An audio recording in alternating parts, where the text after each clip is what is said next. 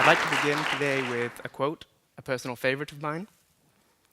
"This world demands the qualities of youth, not a time of life, but a state of mind, a temper of the will, a quality of the imagination, a predominance of courage over timidity, of the appetite for adventure over the love of ease."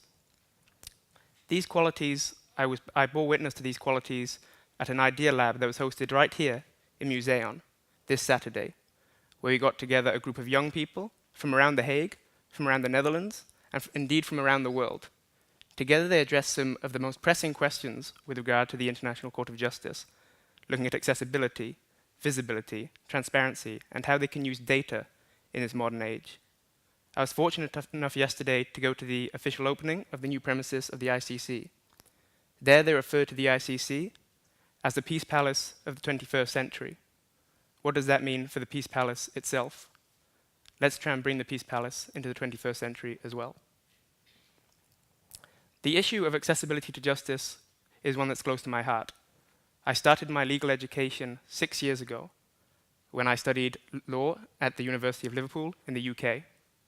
On my first day, I applied to be a student at the Legal Pro Bono Clinic, providing legal advice, answering legal questions for some of the most disadvantaged people in the city. On my first day there, I was told, "We're sorry, we only accept third-year students.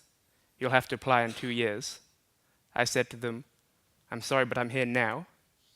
I've already met my colleagues. I trust my colleagues. I enjoy working with my colleagues. Can I please stay?" So I stayed.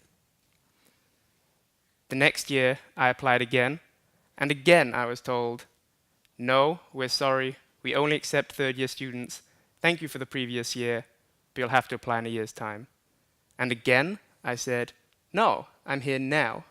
I know my colleagues. I enjoy the work I do here. I want to do it this year." So I stayed. The third year, I went there, and I said, "I'd like to work in the pro bono." They said, "Yeah, whatever, fine, yeah, sure." They just stop. So this is a question that's very dear to my heart.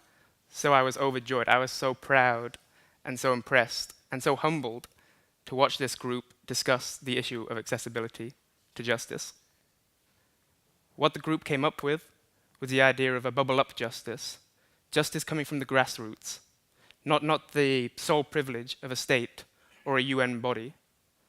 What they proposed was for the ICJ to provide and disseminate a toolkit that could then be given to grassroots organizations, civil society organizations, and NGOs around the world. Within this toolkit, they would be told how to rally and how to lobby state and non-state actors through UN bodies, how to formulate a legal question, and many other things.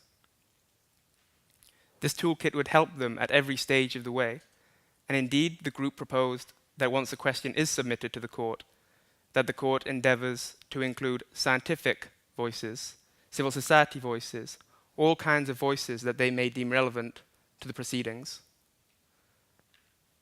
Much like my story with constantly trying to be somebody who provides justice, and my frustrations with being told, "No, you're too young. You don't know enough. You're inexperienced. Maybe you're too naive." So these students on Saturday saw the opportunity to make a real contribution to a very difficult topic. And they came out with something so concrete, and I look forward to working with them again in the future to hopefully create a prototype of such a toolkit. I've actually talked with some of the students and young people, and they're very engaged with this idea, and I look forward to joining them every step of the way. Very much like Robert Kennedy said almost half a century ago, the quality of youth is not a time of life, but a state of mind. And that was the mindset these young people had on Saturday. And again, I was so humbled to witness that.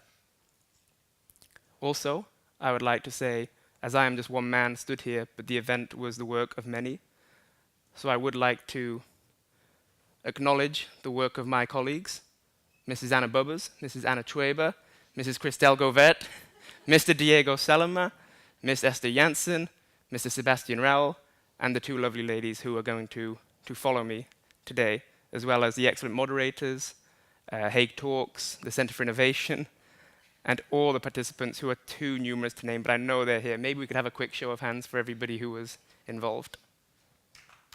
Yeah, thank you. Exactly.